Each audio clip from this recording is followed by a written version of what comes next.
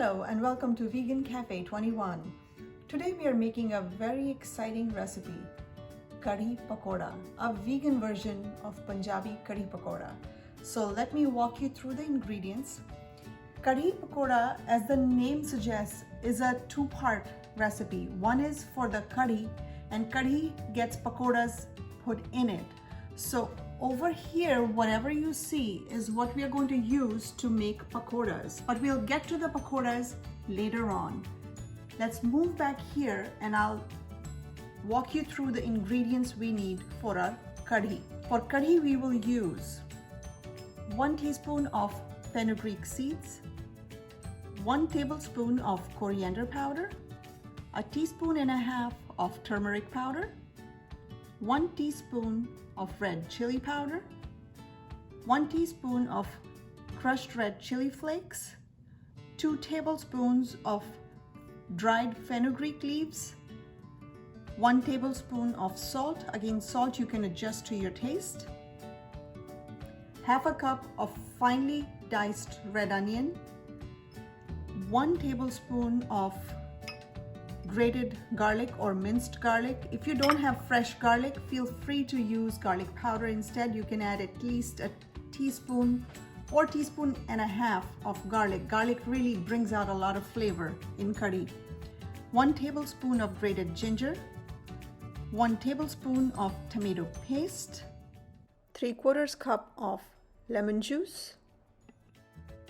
Back here I have half a cup of cashews that have been soaked in hot water for 2 hours. After 2 hours, I drained the cashews and washed them thoroughly. And this is the star ingredient to make the base of vegan curry. This is besan or gram flour. So I'm using 1.5 cups of gram flour for this dish. All right, so I've started heating a pot over a flame. Once your pot gets hot, we're going to add about 2 tablespoons of olive oil to our hot pot. Let the oil heat up. Now to our hot oil, we're going to add the fenugreek seeds. Give them about 10 seconds to turn lightly golden brown. Now they can turn brown very quickly, so you want your heat to be on medium at this point. Now we bring our onion.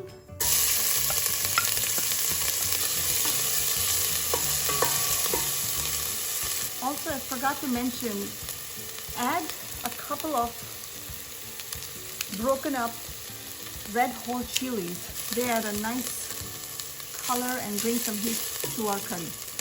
Our onions have turned a beautiful golden brown color. So I'm going to add our garlic and ginger to this and saute them for about 10 seconds. And now we bring in all of our spices.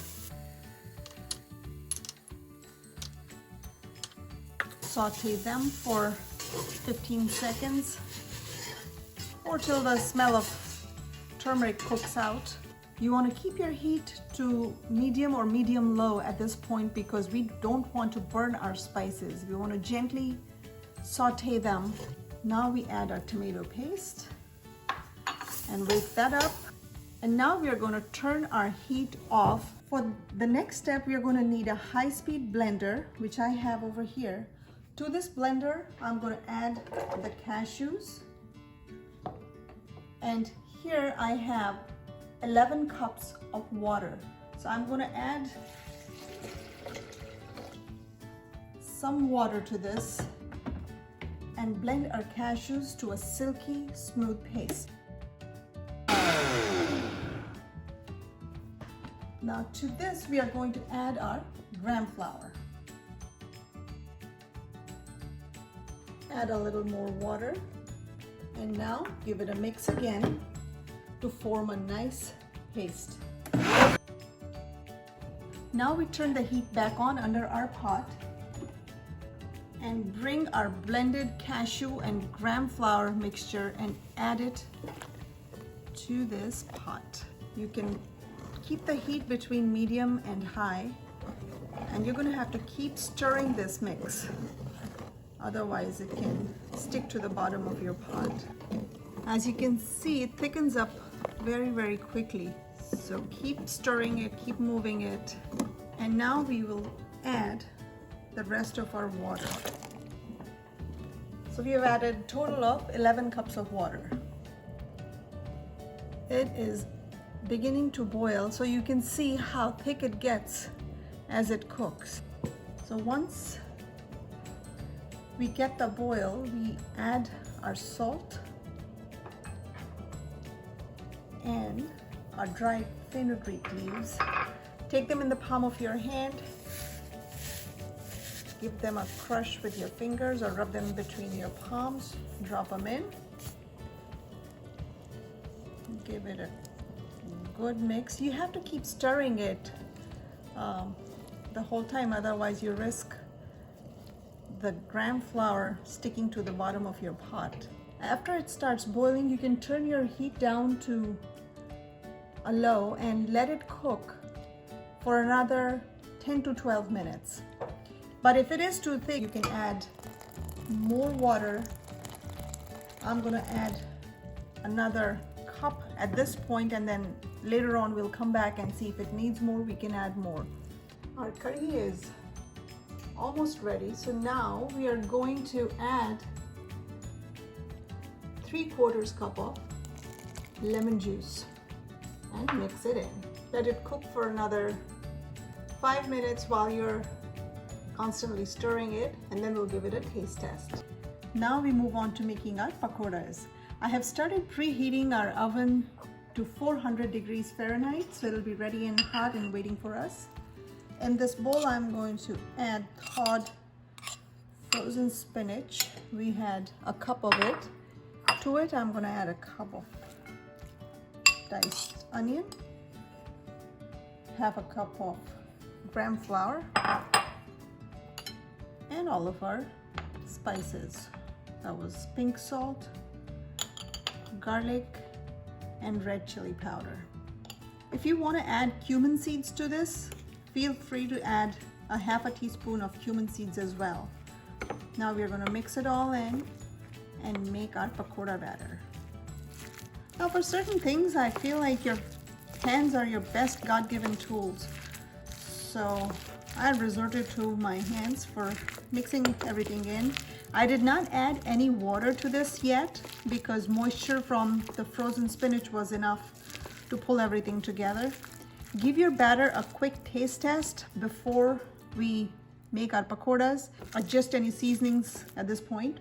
I am now going to clean my hands and place our pakoras on a parchment-lined baking tray.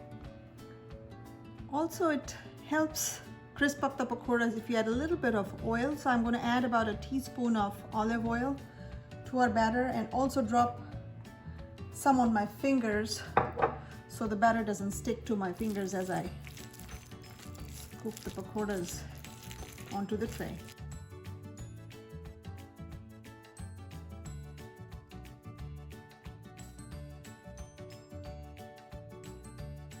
Now pakoras are typically fried in about inch and a half of hot oil in a fryer, but we are making a healthier version of them.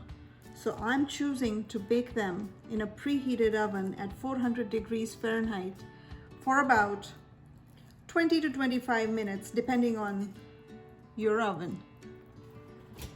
In they go. Set the timer for 20 minutes, but I will keep an eye on them. We want them lightly golden brown all around. All right, our pakoras are done. Now all we need to do is add our pakoras to our curry. Look at this curry. Perfect creamy consistency and bright yellow color. Let's take our pakoras and drop them in our curry.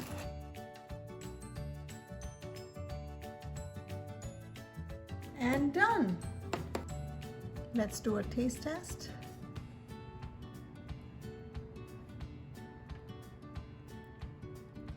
Perfect. You could not tell the difference between the traditional curry and our vegan version of it. Traditionally, this curry is made with buttermilk or yogurt. We did it completely without, but you won't be able to tell the difference.